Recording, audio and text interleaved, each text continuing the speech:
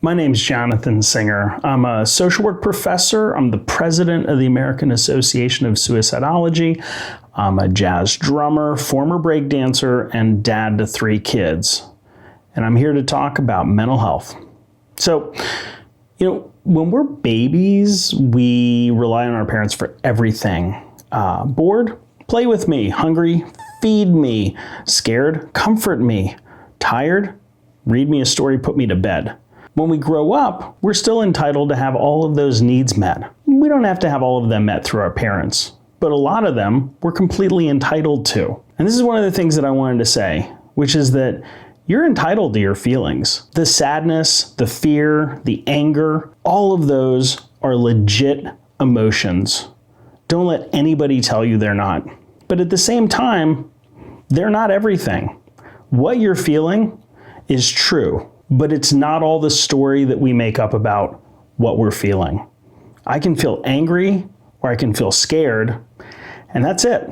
All the rest is just drama. So, have your feelings, but don't make too much out of them.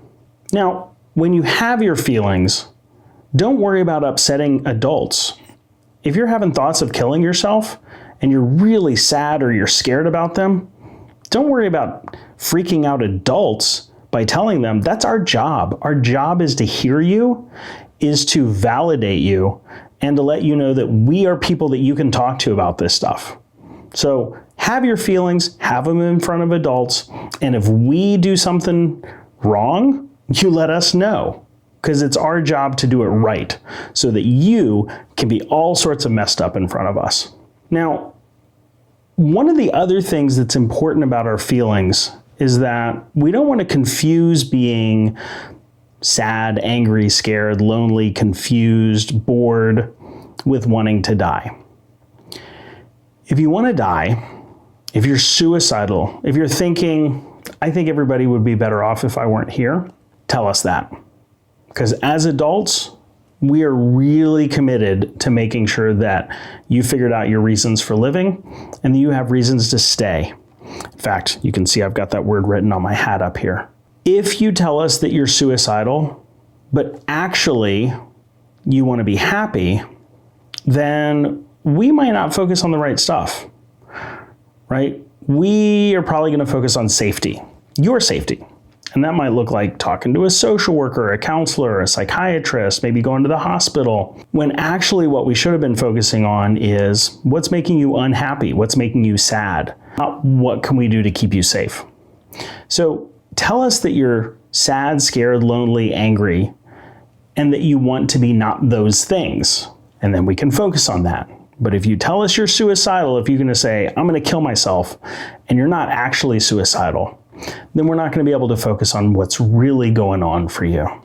Now, if you're having these feelings, don't discount them, right?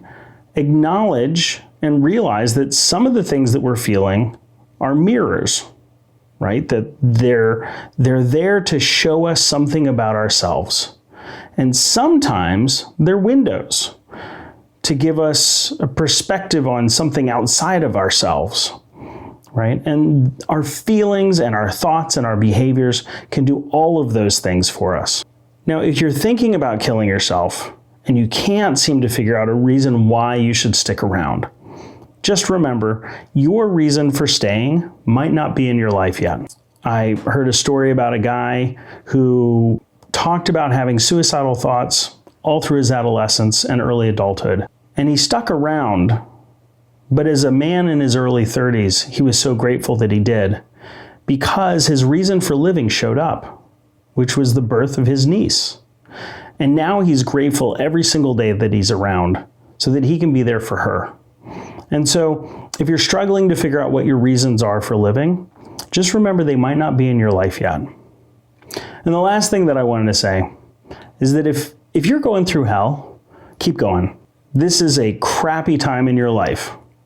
And it can be one of the most amazing. I don't need to tell you to go through it if it's amazing. It's when it's crappy that you need some encouragement. And I know that on the days that you're struggling are actually the days that you're working the hardest. And so I just want you to know that we're all rooting for you. We all want you to be courageous in the face of the fear and the anger, and we acknowledge and honor your strength. So again, Jonathan Singer, thanks so much for taking the time to listen.